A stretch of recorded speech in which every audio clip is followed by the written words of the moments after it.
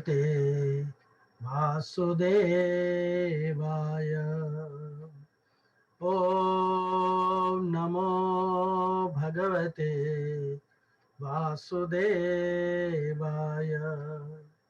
ॐ नमो भगवते वासुदेवाय। नारायणं नमस्कृत्यं नरं चैव नरोत्तमं देवीं सरस्वतीं व्यासं ततो जयमुदीरये। नष्टप्रायेषु अभद्रेषु नित्यं भागवत सेवया भगवतीरुत्तमश्लोके भक्तिर्भवति नैष्टिकी। कृष्णाय वासुदेवाय देवकी नंदनाय च नंदगोपकुमाराय गोविंदाय नमो नमः। जय श्री कृष्ण चैतन्य प्रभु नित्यानंद श्री अद्वैत गदाधर शिवासादि गौर भक्त वृंद। हरे कृष्णा कृष्णा कृष्णा हरे हरे, हरे राम राम राम हरे हरे। हरे कृष्णा। सो हम लोग आज भगवत गीता के 10वें अध्याय के 31वें से लेकर के 35वें तक के श्लोक पर चर्चा करेंगे।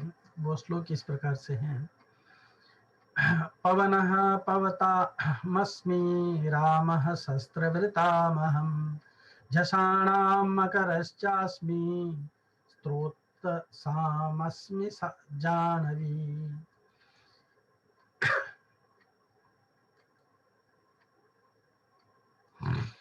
सर्गाणाम् आदिरन्तश्च मध्यं चैवाहमर्जुन अध्यात्मविद्या विद्यानां वादः प्रवदतामहम्। अक्षराणाम् अकारोऽस्मि द्वन्द्व सामासिकस्य च अहमेवाक्षय कालो धाताहं विश्वतो मुखः। मृत्यु सर्वहरश्चाहम् उद्भवश्च भविष्यताम् कीर्तिर्श्रीवाक्च नारीणां स्मृतिर्मेधा धृतिः क्षमा।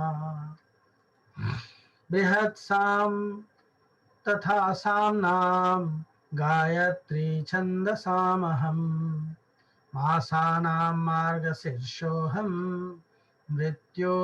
ऋतूनां कुसुमाकरः। वर्ड टू वर्ड मीनिंग, अनुवाद और तात्पर्य श्रील प्रभुपाद जी के द्वारा। श्रील प्रभुपाद की जय। समस्त पवित्र करने वालों में मैं वायु हूँ, शस्त्रधारियों में राम, मछलियों में मगर तथा नदियों में गंगा हूँ। हे अर्जुन, मैं समस्त सृष्टियों का आदि मध्य और अंत हूँ। मैं समस्त विद्याओं में अध्यात्म विद्या हूँ और तर्क शास्त्रियों में मैं निर्णायक सत्य हूँ।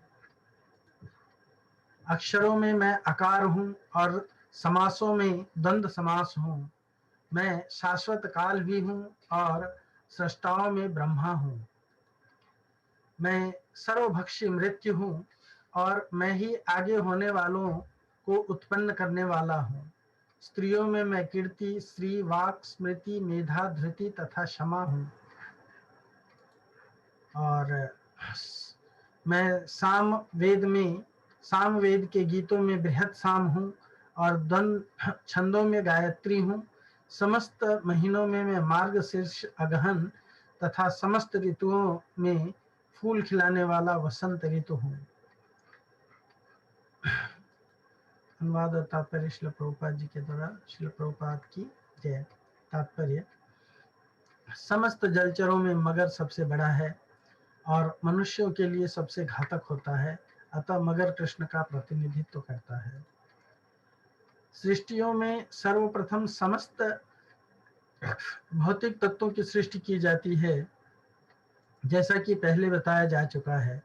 यह दृश्य जगत महाविष्णु, गर्भोदक साई विष्णु तथा शिरोदक साई विष्णु द्वारा उत्पन्न और संचालित होता है। बाद में इसका संहार शिवजी द्वारा किया जाता है। ब्रह्मा गौण सृष्टा हैं, सृजन पालन तथा संहार करने वाले ये सारे अधिकारी परमेश्वर के भौतिक गुणों के अवतार हैं। अतः वे ही समस्त सृष्टि के आदि मध्य तथा अंत हैं। उच्च विद्या के लिए ज्ञान के अनेक ग्रंथ हैं, जैसे चारों वेद, उनके छहों वेदांग, वेदांत सूत्र, तर्क ग्रंथ, धर्म ग्रंथ, पुराण, इस प्रकार कुल 14 प्रकार के ग्रंथ हैं। इनमें से अध्यात्म विद्या संबंधी ग्रंथ, विशेष रूप से वेदांत सूत्र, कृष्ण का स्वरूप है। तर्क शास्त्रियों में विभिन्न प्रकार के तर्क होते रहते हैं। प्रमाण द्वारा तर्क की पुष्टि, जिससे विपक्ष का भी समर्थन हो, जल्प कहलाता है। प्रतिद्वंदी को हराने का प्रयास मात्र वितंडा है, किंतु वास्तविक निर्णयवाद कहलाता है। यह निर्णयात्मक सत्य कृष्ण का स्वरूप है। समस्त मानने वालों में काल सर्वोपरि है। अकार अर्थात संस्कृत अक्षर माला का प्रथम अक्षर और वैदिक साहित्य का शुभारंभ है। अकार के बिना कोई स्वर उच्चारित नहीं हो सकता, इसलिए यह आदि स्वर है। संस्कृत में कई तरह के सामासिक शब्द होते हैं, जिनमें से रामकृष्ण जैसे दोहरे शब्द द्वंद्व कहलाते हैं। इस समास में राम तथा कृष्ण अपने उसी रूप में हैं, अतः यह समास द्वंद्व कहलाता है। समस्त मारने वालों में काल सर्वोपरि है, क्योंकि यह सबों को मारता है। काल श्री कृष्ण का स्वरूप है, क्योंकि समय आने पर प्रलयाग्नि से सब कुछ लय हो जाता है। सृजन करने वालों में चतुर्मुख ब्रह्मा प्रधान है, अतः वे भगवान के प्रतीक हैं, भगवान कृष्ण के प्रतीक हैं। जो ही मनुष्य जन्म लेता है वह क्षण क्षण मरता रहता है। इस प्रकार मृत्यु समस्त जीवों का हर क्षण भक्षण करती रहती है, किंतु अंतिम आघात मृत्यु कहलाता है। यह मृत्यु कृष्ण ही है।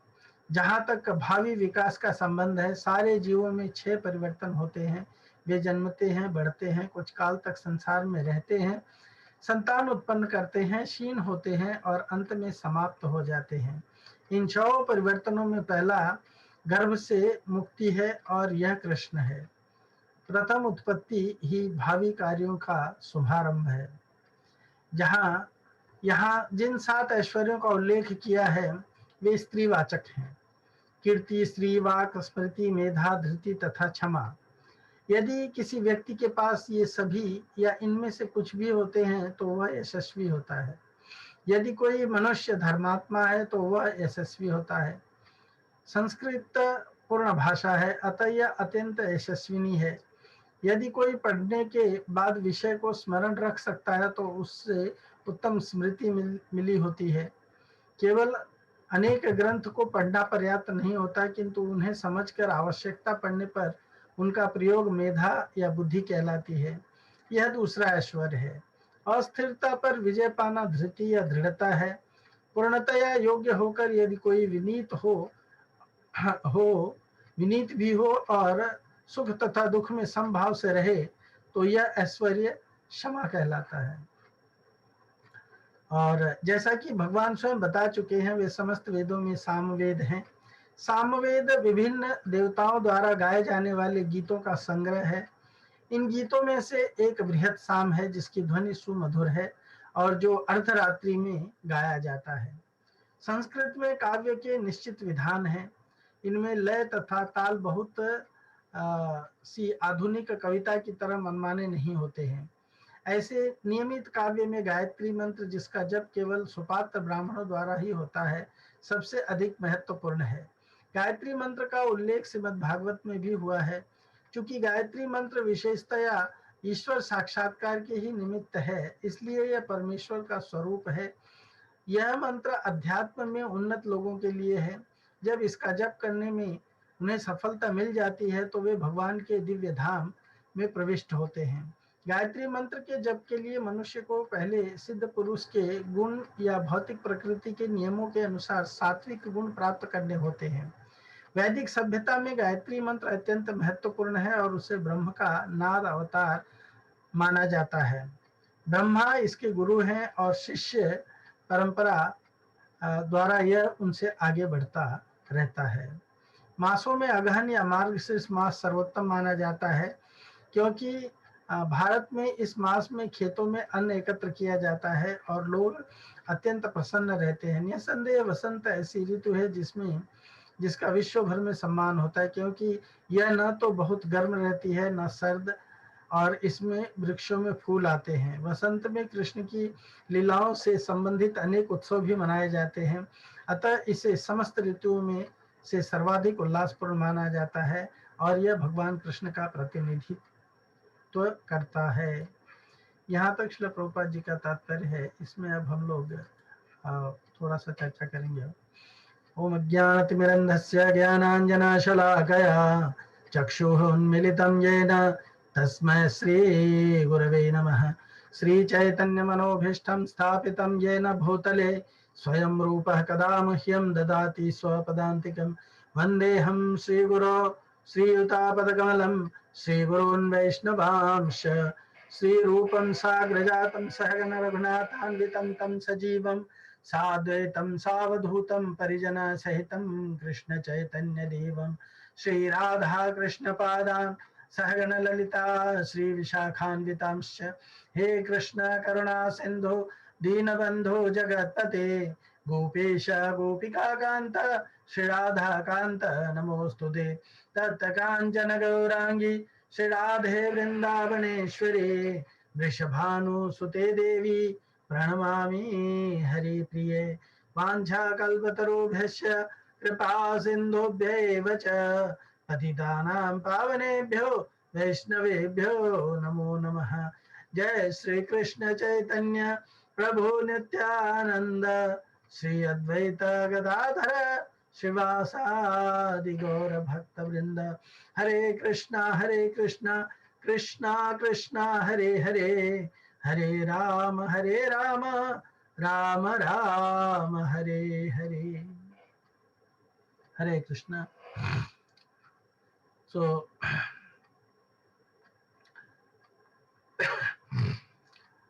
इस अध्याय के 17वें श्लोक में अर्जुन ने भगवान से 2 प्रश्न पूछे थे। पहला प्रश्न ये था अर्जुन का भगवान से कि भगवान मैं आपको कैसे जान सकता हूँ या कैसे जानूं। हाँ, और दूसरा प्रश्न अर्जुन ने भगवान से ये पूछा था कि जानने का उपाय यानी किन किन भावों से मैं आपका चिंतन कर सकूं। तो कैसे जानूं और कैसे आपका चिंतन कर सकूं, ये 2 प्रश्न पूछे थे। तो इन दोनों में से उपाय तो है विभूतियों में भगवान का चिंतन करना, और उस चिंतन का फल या जो परिणाम होगा, तो वो परिणाम क्या होगा, सब विभूतियों के मूल में भगवान को तत्व से जानना, ये उसका परिणाम होगा। तो जैसे शस्त्रधारियों में श्री राम को और वृष्णियों में वसुदेव यानी भगवान अपने आप को अपनी विभूति बताते हैं। यह तो उस समुदाय में विभूति रूप से श्री राम और श्री वसुदेव का श्री वासुदेव का चिंतन करने के लिए बताया गया है। और उनके चिंतन का फल क्या होगा, श्री राम और वासुदेव का तत्व से भगवान के रूप में जान लेना। तो ये चिंतन करना और भगवान को तत्व से जानना सभी विभूतियों के विषय में समझना चाहिए, है ना। संसार में जहाँ कहीं भी जो कुछ भी विशेषता या जो विलक्षणता या सुंदरता दिखाई देती है, उसको उस वस्तु व्यक्ति की मानने से व्यक्ति उसमें फंस सकता है। यानी मनुष्य उस विशेषता आदि को संसार की मान करके उसमें अटक सकता है, उसमें फंस जाता है। इसलिए भगवान ने यहाँ मनुष्य मात्र के लिए ये बताया कि मनुष्य को इन सुंदरता इत्यादि के विषयों में नहीं फंसना चाहिए। उस वस्तु को उस व्यक्ति की न मानना चाहिए, बल्कि उसको भगवान की मान लेना चाहिए। भगवान की मानना चाहिए। और यानी कि वो सारी चीजें भगवान से प्रकट हुई है ऐसा मानना चाहिए।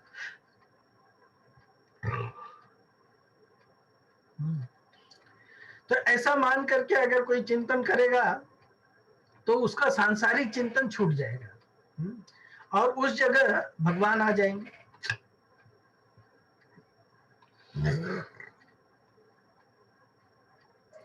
उस जगह भगवान आ जाएंगे। इसका परिणाम ये होगा कि लोग जो है भगवान को तत्व से जान जाएंगे। यही चीज भगवान अर्जुन को बताना चाह रहे हैं। तो भगवान को तत्व से जानने पर हाँ भगवान में दृढ़ भक्ति हो जाएगी, राइट। भगवान में दृढ़ भक्ति हो जाएगी और अर्जुन भी भगवान से यही चाहता है कि उसकी भगवान में दृढ़ भक्ति हो जाए, है ना। तो इसीलिए भगवान इन विभूतियों को अपने बारे में बता रहे हैं। पवन, एक एक विभूतियों के बारे में देखते हैं हम लोग। भगवान कहते हैं कि पवन पवताम अस्मि, हाँ मैं पवित्र करने वालों में हाँ पवन हूँ, वायु हूँ। हाँ तो वायु ही सबसे सब चीजें पवित्र होती है, वायु से ही सब चीजें पवित्र होती है, वायु से निरोगता आती है। अतः भगवान ने पवित्र करने वालों में वायु को अपनी विभूति बताया है। वायु को अपनी विभूति बताया है यहाँ पे, राइट। भगवान कहते हैं मैं पवता अर्थात वेगशाली या पवित्रकारी वस्तुओं में पवन हूँ। तो इसका अर्थ क्या हुआ? वेगशाली या पवित्र वस्तुओं में पवन होने का मतलब क्या हो गया?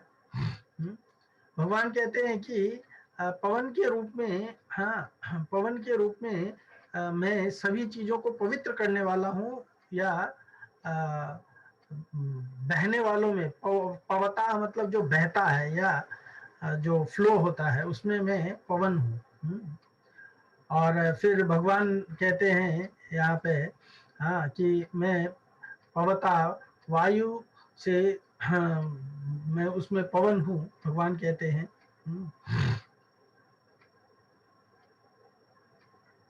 और फिर दूसरा कहते हैं कि राम शस्त्र भृताम हम, हाँ तो ऐसे में राम अवतार हैं, साक्षात भगवान हैं, पर जहाँ शस्त्रधारियों की गणना होती है उन सब में राम श्रेष्ठ है, इसलिए भगवान ने राम को अपनी विभूति बताया है। श्रील विश्वनाथ चक्रवर्ती ठाकुर जी भी बताते हैं राम का तात्पर्य परशुराम से भी है। आवेश अवतार होने के कारण ये वेग समूह आवेश समूह जीव विशेष होकर के भगवान की विभूति से युक्त होकर के विभूति में परिणित हो जाते हैं। तो इस विषय में भागवतामृत ग्रंथ में पद्म पुराण के वाक्य को उद्धृत किया गया है और उसमें उद्धृत करके ये बताया गया है कि हे देवी, धनुर्धारी शक्त्यावेश अवतार जमदाग्नि यानी जमदाग्नि के पुत्र परशुराम, धनुर्धारी शक्त्यावेशा अवतार जमदाग्नि यानी जमदाग्नि के पुत्र परशुराम प्रभु के संपूर्ण चरित्र को तुम्हारे निकट व्यक्त किया है। और श्री भगवान भृगुनंदन परशुराम में आविष्ट हुए थे, है ना। भगवान जो है वो परशुराम में आविष्ट हुए थे, यानी सत्यावेष्टित किए थे उनको। उस भागवतामृत ग्रंथ में आवेश अवतार के लक्षण भी बताए गए हैं। हाँ उसमें ज्ञान शक्ति और कालक्रम से, कलाक्रम से श्री भगवान जनार्दन उनमें आविष्ट होते हैं। हाँ वे महत्तम जीवगण ही आवेशावतार के रूप में परिणित होते हैं, है ना। और फिर भगवान कहते हैं झषाणाम, हाँ यानी झषाणाम मतलब झषाणाम मछलियों में, हाँ या मछलियों में मकर, हाँ मैं मकर हूँ, झषाणाम मकरश्चास्मि। तो भगवान कहते हैं कि झषाणाम अर्थात मत्स्यों में मत्स्य जाति विशेष मगरमच्छ हूँ, और स्रोतसाम, हाँ स्रोतसाम अर्थात नदियों में मैं गंगा हूँ, हाँ नदियों में मैं गंगा हूँ। तो जल जंतुओं में मगर सबसे बलवान होता है, इसलिए जलचरों में मगर को भगवान ने अपनी विभूति बताया है। और स्रोतसाम अस्मि जानवी, प्रवाह रूप से बहने वाले जितने भी नद नदी नाले झरने हैं उनमें सब में गंगा जी श्रेष्ठ हैं। भागवत में भी कहा गया है ना कि जो भी बहने वाली नदियां हैं उसमें सर्वश्रेष्ठ गंगा है। हाँ उसी तरह से वैष्णव में शंकर जी जो हैं वो श्रेष्ठ कहलाते हैं। हाँ, शंकर जी श्रेष्ठ कहलाते हैं। सो प्रभताम, हाँ, जो बहने वाले जितने भी नद नदी नाले झरने इत्यादि हैं उसमें सबसे श्रेष्ठ गंगा जी हैं, और ये भगवान की खास चरणोदक हैं। गंगा जी अपने दर्शन स्पर्श आदि से दुनिया का उद्धार करने वाली हैं। मरे हुए मनुष्यों की अस्थियां गंगा जी में डालने से उनको सदगति प्राप्त हो जाती है, इसलिए भगवान ने उनको अपनी विभूति बताया है। वास्तव में इन विभूतियों की मुख्यता न मान करके भगवान की ही मुख्यता माननी चाहिए, है ना, कि क्योंकि इसमें सब में जो विशेषता या महत्ता दिखती है वो सब कहाँ से आती है, वो सब भगवान से ही आती है, इसीलिए इन विभूतियों को भगवान की विभूति मानना चाहिए हमको। फिर अगले श्लोक में भगवान कहते हैं कि, हाँ, अगले श्लोक में भगवान कहते हैं कि सर्गाणाम आदिर अंतश्च मध्य चैवाहम अर्जुन अध्यात्म विद्या विद्यानाम वाद प्रवदतामहम। सर्गाणाम आदिर अंतश्च, सर्गाणाम आदिर अंतश्च मध्य च एव अहम, यानी जितने सर्ग और महासर्ग होते हैं, यानी जितने प्राणियों की उत्पत्ति होती है, हाँ, उनके आदि में भगवान है, आदि भगवान। हाँ, भगवान कहते हैं कि उनके आदि में मैं रहता हूँ, उनके मध्य में भी मैं ही रहता हूँ, और उनके अंत में यानी उनके लीन होने पर भी मैं ही रहता हूँ। कहने का तात्पर्य ये है कि सब कुछ जो है वासुदेव ही है ना। अतः मात्र संसार को प्राणियों को संसार को या प्राणियों को देखने से भगवान याद आने चाहिए। तो हम जितने भी प्राणियों को देखते हैं वो सब में हमको भगवान को स्मरण करना चाहिए, ये यहाँ पे बताया गया है ना। इसमें ये भी बताया गया है कि जो सृष्ट होता है उसे सर्ग कहते हैं, जैसे आकाश आदि। हाँ, तो भगवान कहते हैं कि इनका आदि यानी सृष्टि, अंत यानी इसका संहार, और मध्य यानी इनका पालन। हाँ, अतः सृष्टि स्थिति और प्रलय सारी विभूतियां, सृष्टि स्थिति प्रलय साधन शक्ति रेखा, शाये वयस्य भुवनानि बिभर्ति दुर्गा। तो सृष्टि स्थिति और प्रलय ये भगवान की विभूतियां होने के कारण इनके ऊपर जब हम ध्यान करते हैं तो हमें भगवान स्मरण आने चाहिए। भगवान कहते हैं मैं ही आदि मध्य और अंत हूँ। इससे ये प्रतिपादित होता है, हाँ, कि परमेश्वर ही सृष्टि के आदि करता है। हाँ, परमेश्वर ही सृष्टि। इस श्लोक में भगवान ने सब प्रकार की विद्याओं के बारे में भी कहा है। भगवान कहते हैं मैं विद्याओं में अध्यात्म विद्या अर्थात आत्म ज्ञान हूँ, है ना। तो अध्यात्म विद्या में ही हूँ भगवान कहते हैं, इसको अपनी विभूति बताए हैं। भगवान ने इसको अपनी विभूति बताया।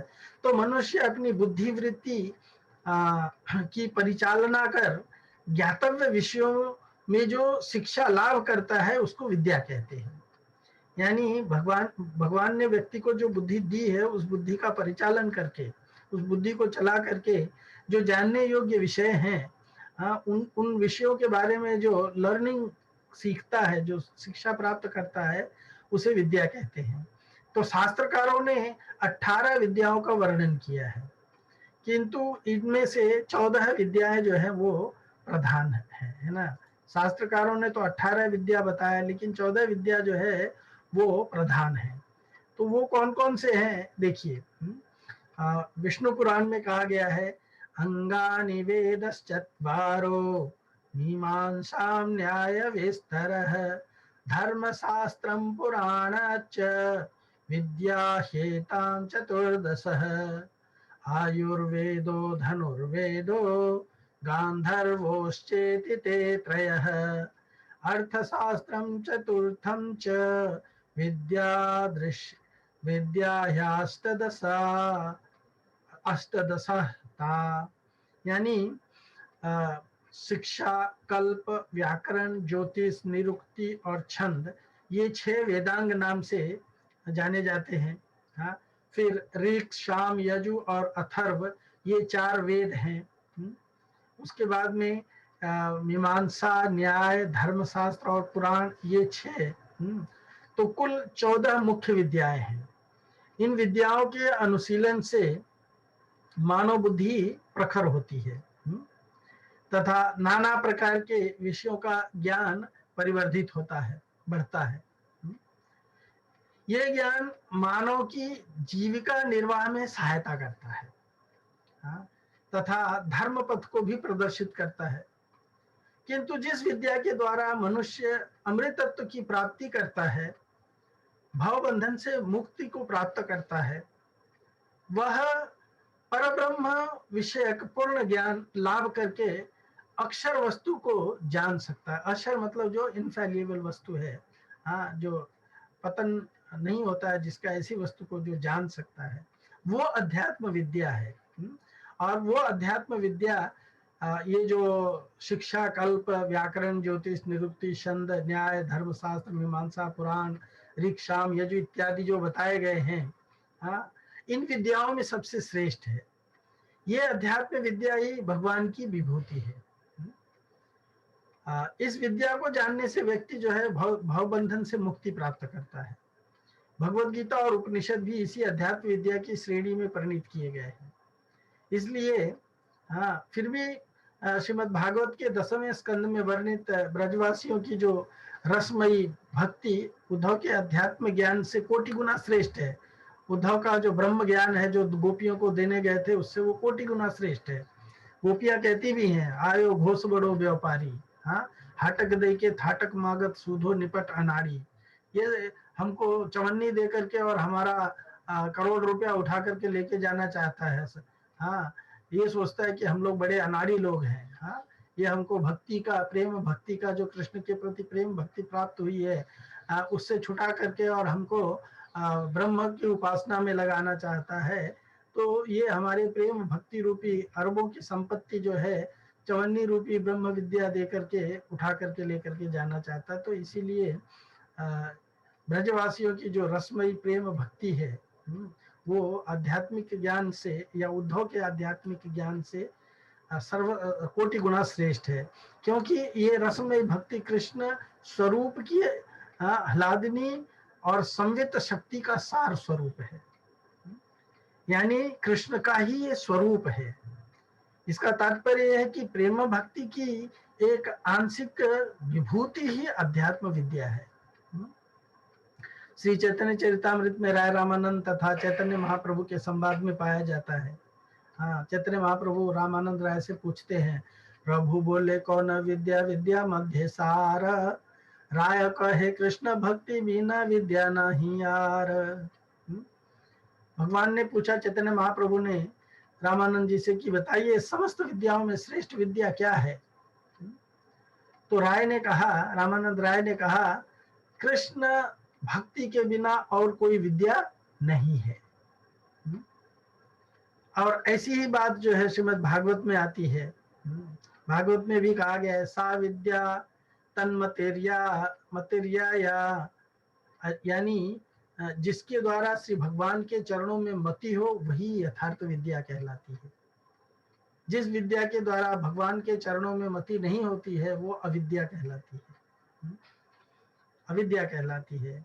वास्तविक विद्या जो है, असली विद्या जो है, जिसके कारण भगवान के चरणों में मति हो। और भी कहा गया है भागवत में ही, ज्ञाने प्रयासमुदपस्य नमन्त एव जीवन्ति सन्मुखरितां भवदीय वार्तां, स्थाने स्थिता श्रुतिगता तनुवाग्मनोभे, प्राय सो अजितः जितो अप्यस्य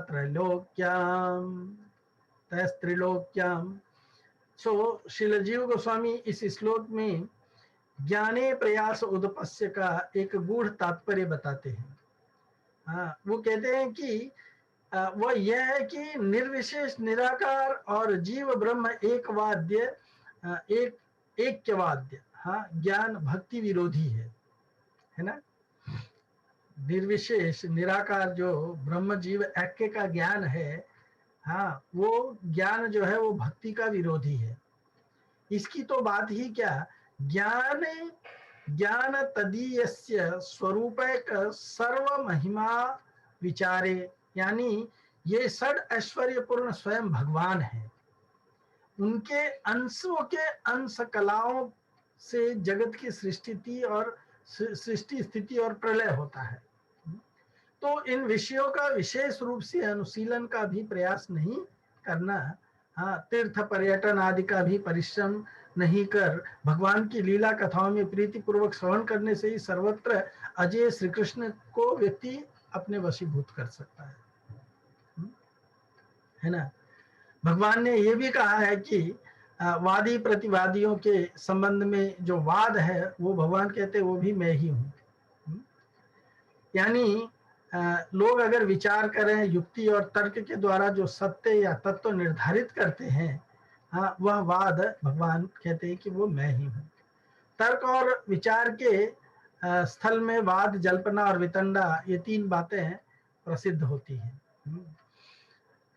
एक पक्ष जब अपने मत के प्रतिष्ठा के लिए, अपने मत को स्थापित करने के लिए निरंतर विपक्ष के मत में दोषारोपण करता है, हाँ, निरंतर विपक्ष के मत में दोषारोपण करता है, या युक्ति प्रयुक्ति से अपने पक्ष का वो मंडन करता है और दूसरे के पक्ष का खंडन करता है, हाँ, अपने पक्ष की जीत और दूसरे के पक्ष की हार की भावना से जो शास्त्रार्थ किया जाता है या जो चर्चा किया जाता है उसको जल्प किया जाता है, जल्प कहते हैं, हाँ, उसको जल्पन कहते हैं।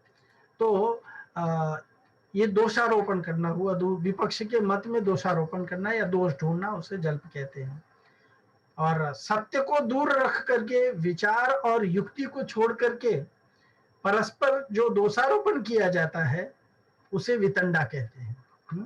इसका लक्ष्य सत्य का निर्धारण न होकर के केवल पांडित्य का प्रदर्शन करना होता है और इसमें विजय की इच्छा बलवती होती है।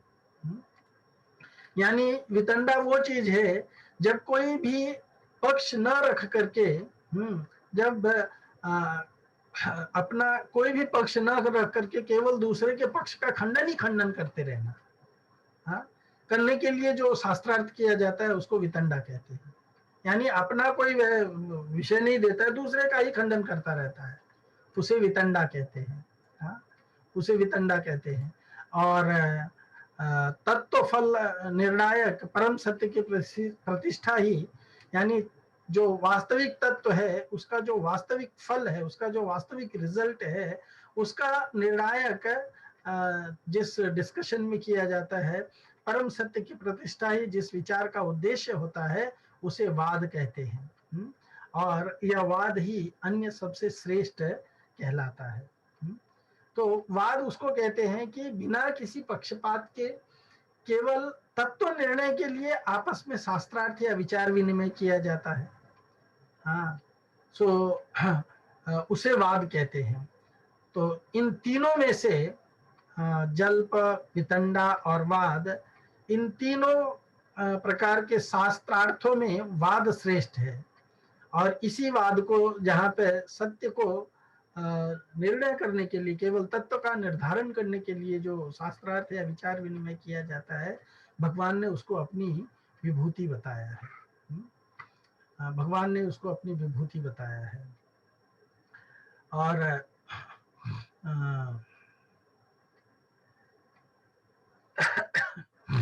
भगवान ने उसको अपनी विभूति बताया है।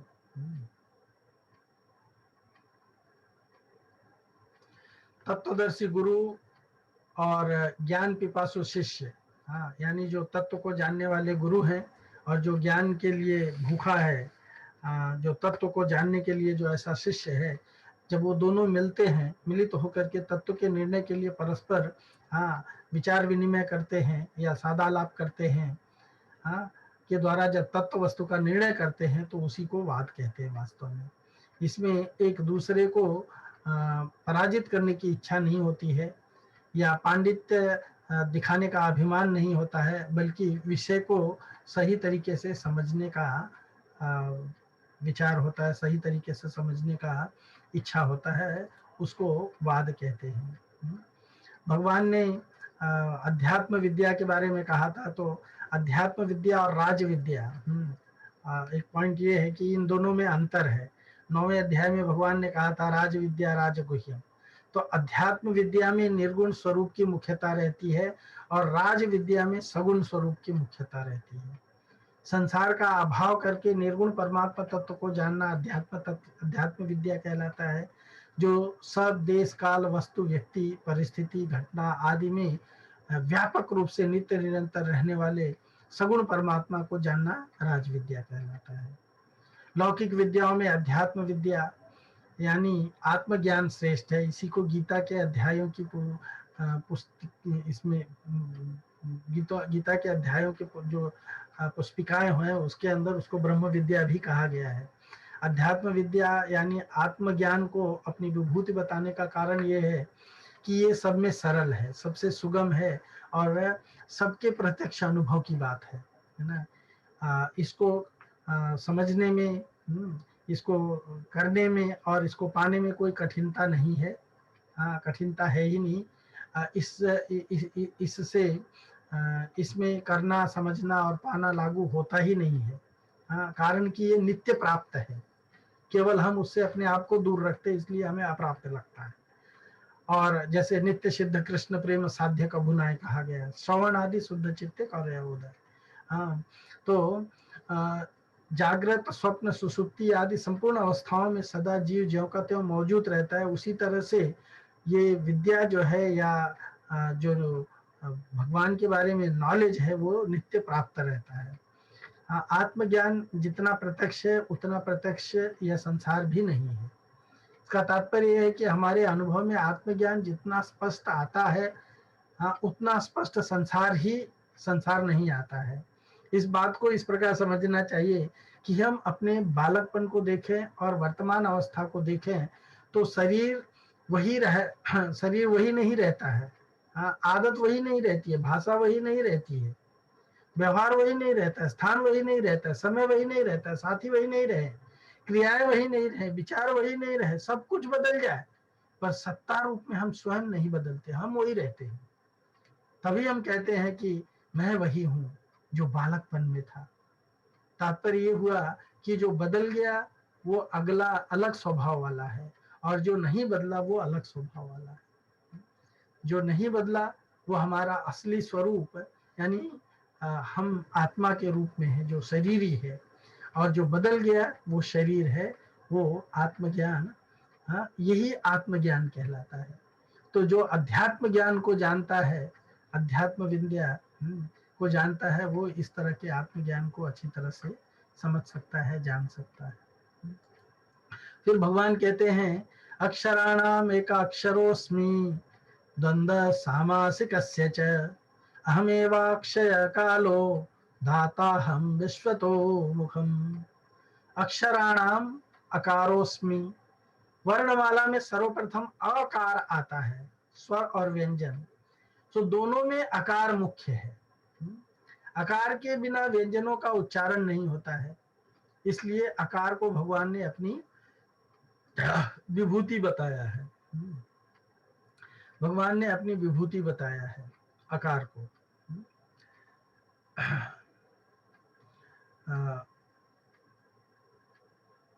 अकार आदि वर्ण और सर्ववांग में होने के कारण भी सर्वश्रेष्ठ है। सर्ववांग में मतलब ये समस्त शास्त्रों में या ज्ञान में सर्वांग में होने के कारण सर्वश्रेष्ठ कहलाता है अकार। श्रुति में भी ऐसा ही प्रतिपादित हुआ है। अक्षराणाम अकारोस्मि श्रीमद् भागवत में बताया गया है 11.16.12 में। भगवान ने स्वयं को समासों में द्वंद्व समास बताया है। जब दो या दो से अधिक शब्द जोड़ने वाले विभक्ति चिन्हों को छोड़ करके यूं परस्पर मिल करके एक दूसरा एक शब्द बन जाते हैं, तो वह एक पद बनने की क्रिया को समास कहते हैं। तथा उस एक पद को समस्त पद भी कहते हैं। तो समास प्रधानतः 6 प्रकार के होते हैं। द्वंद्व समास, बहुब्रीहि समास, कर्मधारय समास, तत्पुरुष समास, द्विगु समास और अव्ययी भाव समास। तो इनमें से द्वंद्व समास सबसे श्रेष्ठ है, क्योंकि अन्य समासों में पूर्व पद अथवा उत्तर पद प्रधान रहता है। यानी पहला पद या दूसरा अंतिम पद जो है वो प्रोमिनेंस लिए रहता है। हाँ, किंतु द्वंद्व समास में किंतु द्वंद्व समास में या दोनों पद मिल करके वो एक तीसरे अर्थ का निर्देश करते हैं, यानी वो शब्द को ही बदल देते हैं, समझ में आया?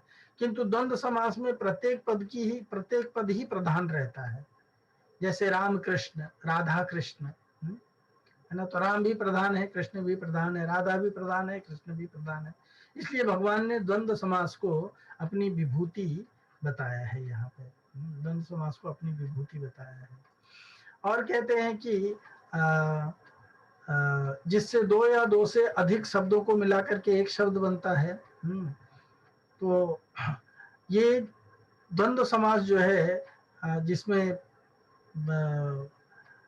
एक्चुअली देखिए ये 6 समास जो है उसमें अव्ययी भाव, तत्पुरुष समास, बहुब्रीहि और द्वंद्व, ये 4 मुख्य हैं, है ना? तो 2 शब्दों के समास में यदि पहला शब्द प्रधानता है तो वो अव्ययी भाव समास कहलाता है, और यदि आगे का शब्द, अंतिम शब्द प्रधानता रखता है तो वो तत्पुरुष समास होता है। हाँ, यदि दोनों शब्द अन्य के वाचक होते हैं तो वो बहुव्रीहि समास कहलाता है, यानी तीसरा चीज बना देते हैं तो।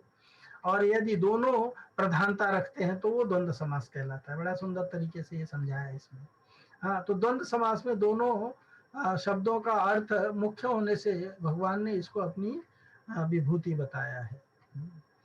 और भगवान फिर कहते हैं कि अहम एवा क्षय काल, हाँ, अहम एवा क्षय कालो, अक्षय काल, यानी भगवान कहते हैं कि जिस काल का कभी क्षय नहीं होता है, अर्थात जो कालातीत है और अनादि अनंत रूप है, वह काल भगवान ही है। तो सर्ग और प्रलय की गणना तो सूर्य से होती है, पर महाप्रलय में जब सूर्य भी लीन हो जाता है तब समय की गणना परमात्मा से होती है। इसलिए महाप्रलय में ब्रह्मा जी भी लीन हो जाते हैं। महास्वर्ग का अर्थात ब्रह्मा जी की आयु का जितना समय होता है उतना ही समय महाप्रलय का होता है। अतः इतने लंबे महाप्रलय के समय की गणना अक्षय काल रूप परमात्मा से ही होती है। इसलिए परमात्मा अक्षय काल है। 30वें श्लोक में कि काल कलयताम हम पद में आए हुए काल में और यहाँ आए हुए अक्षय काल में क्या अंतर है? वहां का जो काल है वह एक क्षण भी स्थिर नहीं रहता है, एक क्षण भी स्थिर नहीं रहता, वो हमेशा बदलता रहता है। वह काल ज्योतिष शास्त्र का आधार है और उसी से संसार मात्र के समय की गणना होती है। परंतु यहाँ जो अक्षय काल है वह परमात्मा का स्वरूप होने से कभी बदलता नहीं है।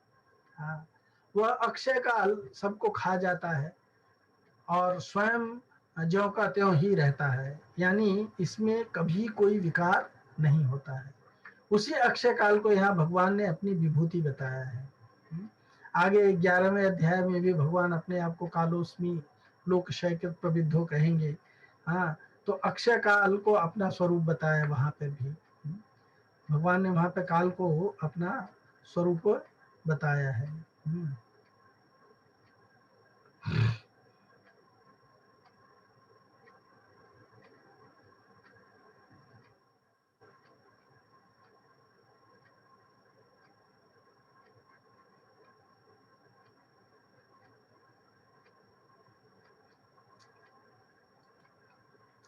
फिर भगवान कहते हैं कि धाता हम विश्वतो मुख, सब और मुख वाले होने से भगवान की दृष्टि सभी प्राणियों पर रहती है। इसलिए सबका धारण पोषण करने में या पालन पोषण करने में भगवान बहुत सावधान रहते हैं।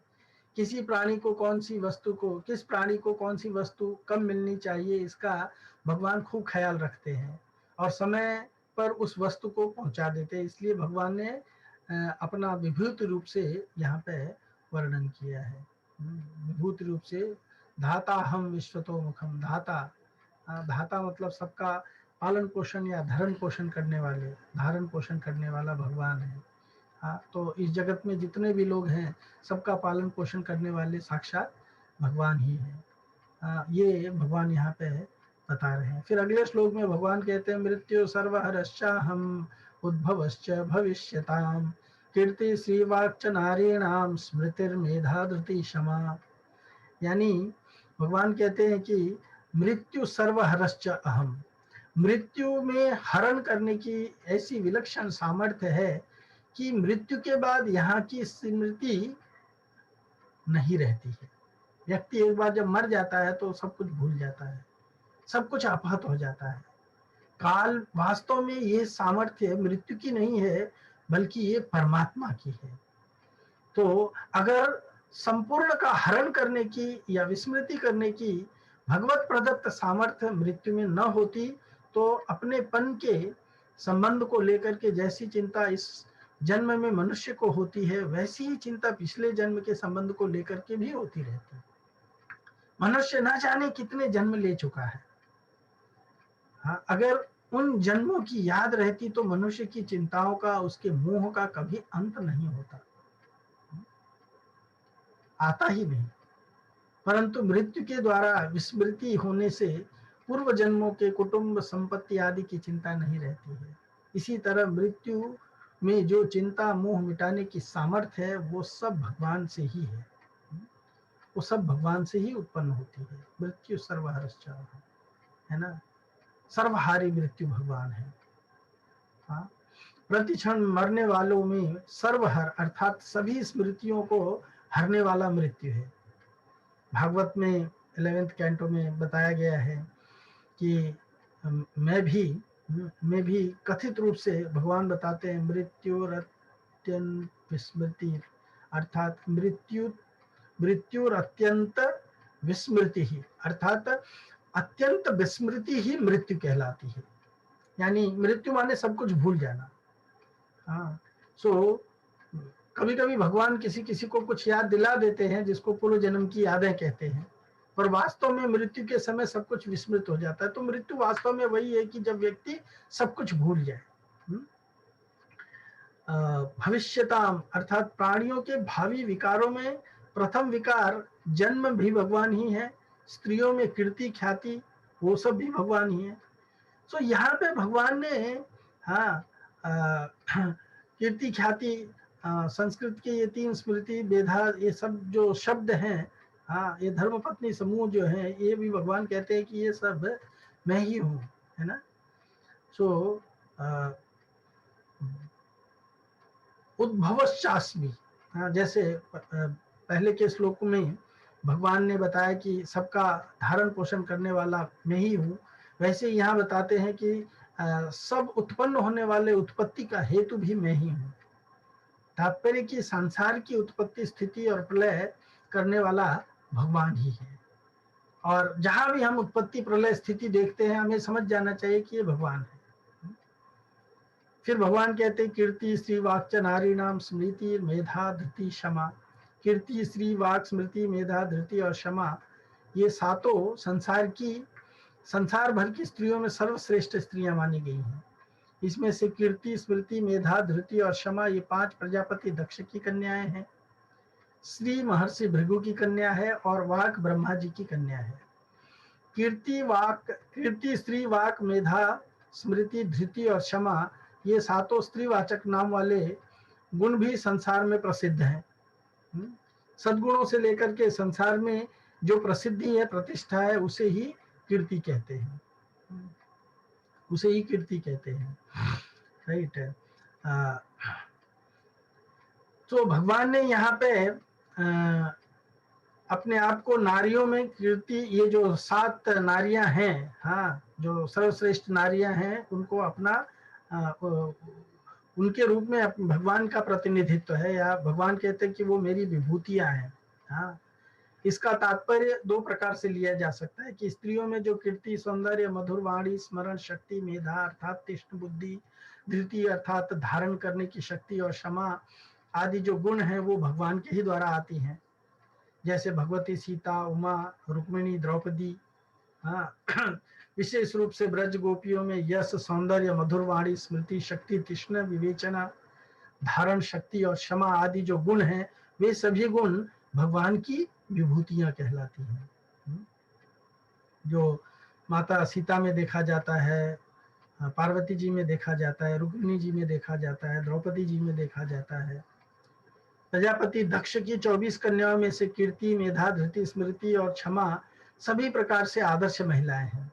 कीर्ति, मेधा और धृति का विवाह धर्म से हुआ, स्मृति का अंगीरा से, और क्षमा का विवाह जो है महर्षि पुलह से हुआ था। श्री जो है महर्षि भृगु की कन्या का नाम है। हाँ, महर्षि भृगु की कन्या जो है वो श्री है, जो दक्ष कन्या ख्याति के गर्भ से उत्पन्न हुई थी। भगवान विष्णु ने इनका पाणी ग्रहण किया था। वाक श्री ब्रह्मा जी की कन्या है ना। तो इन सातों नाम जिनके गुण निर्देश करते हैं, ये सातों नारियां उन विभिन्न गुणों की अधिष्ठात्री देवियां भी हैं। इन श्रेष्ठ नारियों की श्रेणी में, इन्हें श्रेष्ठ नारियों की श्रेणी में रखा गया है, इसलिए भगवान ने इन्हें अपनी विभूति बताया है। बताया ना, जैसे कि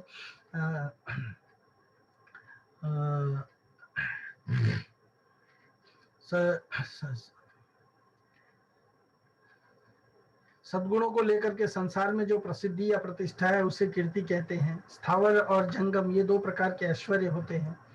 सो जमीन, मकान, धन, संपत्ति आदि स्थावर ऐश्वर्य हैं, और गाय, भैंस, आजकल के कार, घोड़ा, गाड़ी, बंगला इत्यादि, ऊंट, हाथी और जंगम ये ऐश्वर्य हैं। इन दोनों ऐश्वर्यों को श्री कहते हैं। और जिस वाणी को धारण करने से संसार में यश या प्रतिष्ठा की प्राप्ति होती है और जिससे मनुष्य पंडित विद्वान कहलाता है, उसे वाक कहते हैं। पुरानी सुनी समझी बात की याद आने को स्मृति कहते हैं। और बुद्धि जो स्थायी रूप से धारण करने की शक्ति है, अर्थात जिस शक्ति में विद्या ठीक तरह से याद रहती है, उस शक्ति का नाम मेधा है। और मनुष्य को अपने सिद्धांत, मान्यता आदि पर डटे रहने तथा उससे विचलित न होने देने की शक्ति का नाम जो है वो धृति है।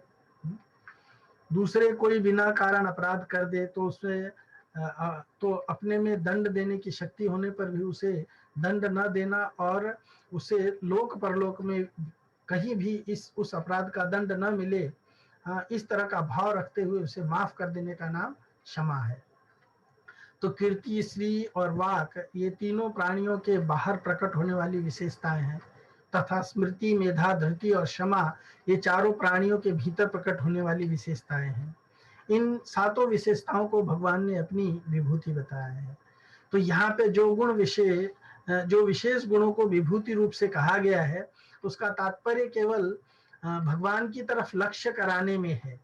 किसी व्यक्ति में ये गुण दिखाई दे तो उस व्यक्ति की विशेषता न मान करके भगवान की ही विशेषता माननी चाहिए और भगवान की ही याद आनी चाहिए।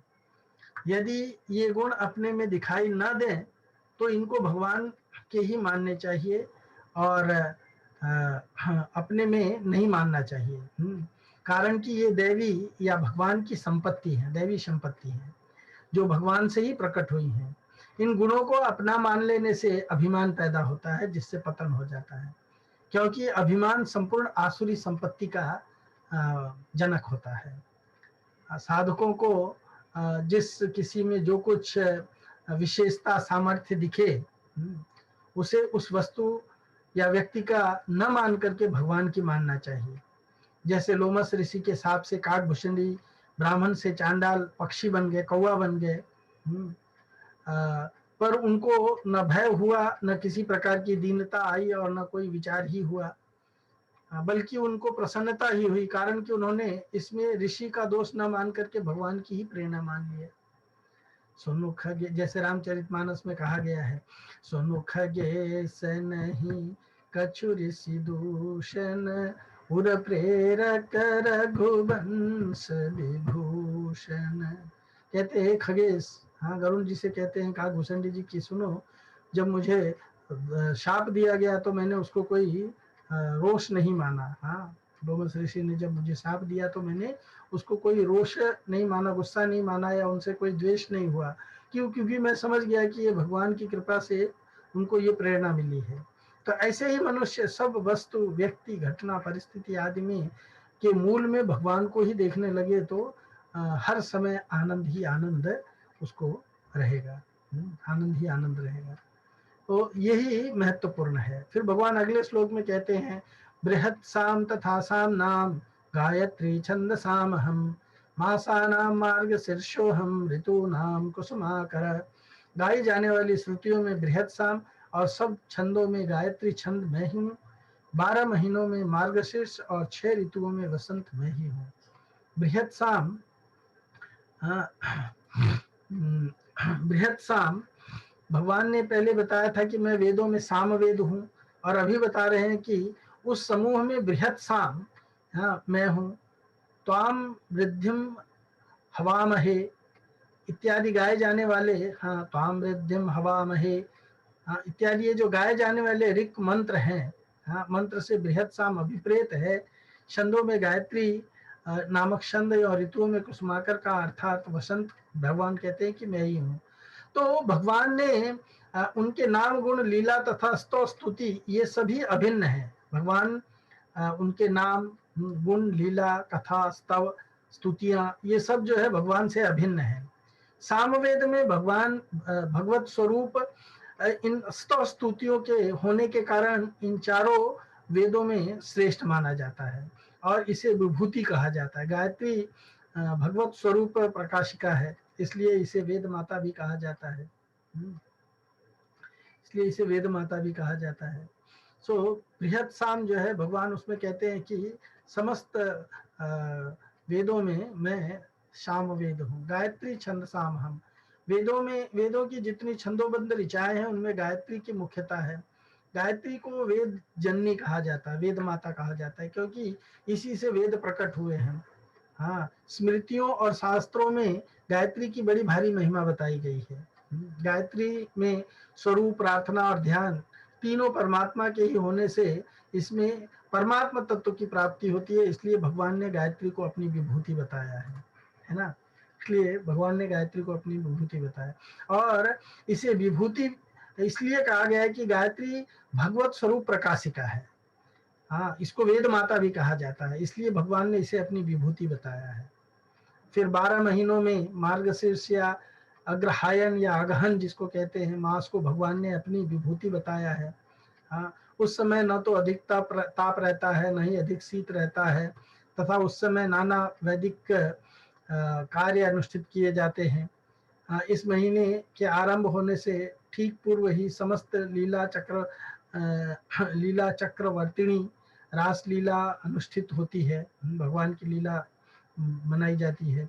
प्रकृति चरम श्रृंगारमयी रहती है, सुंदर रहती है, चारों तरफ फूल खिले रहते हैं, तथा गृहस्थों के घरों में नई फसलों का आगमन होता है। और अग्रहायण का तात्पर्य है कि वर्ष का पहला, अतः भगवान ने इसे अपनी विभूति बताया है। ऋतुओं में वसंत ऋतु सर्वश्रेष्ठ है। ये ऋतुराज के नाम से भी प्रसिद्ध है। इसमें प्रकृति अपने पुराने परिधानों को त्याग करके नए परिधानों से अलंकृत होती है, जैसे नए कपड़े पहन करके आई है। जड़ चेतन समस्त ऋतुओं में नवजीवन का संचार होता है। इसी ऋतु में कृष्ण की हिंडोल लीला तथा झूलन उत्सव मनाया जाता है, जिसको बोलते हैं हिंडोल लीला, तथा वसंतोत्सव अनुष्ठित होता है। विशेष रूप से भाव स्वरूपा श्रीमती राधिका के भाव और कांति को अंगीकार करने वाले श्री चैतन्य महाप्रभु के आविर्भाव का समय होने के कारण और ये और भी श्रेष्ठ हो जाता है। इसलिए भगवान ने इसे अपनी विभूति बताया है। इसको इस लीला को ऋतु नाम कुसुमाकर इसको अपनी विभूति बताया। तो इन सब विभूतियों में जो महत्ता, जो विशेषता दिखती है वो केवल भगवान की ही है। इसलिए चिंतन केवल भगवान का ही होना चाहिए, किसी अन्य का चिंतन नहीं करना चाहिए। यही इन श्लोकों का रहस्य है। भगवान अपनी विभूतियों का यहाँ पे चर्चा कर रहे हैं। भगवान के आगे की विभूतियों को हम लोग 36वें श्लोक से लेकर के आगे के अगले श्लोक, अगले सत्र में चर्चा करेंगे। तब तक के लिए आपका बहुत बहुत धन्यवाद। Hare Krishna. Thank you so much.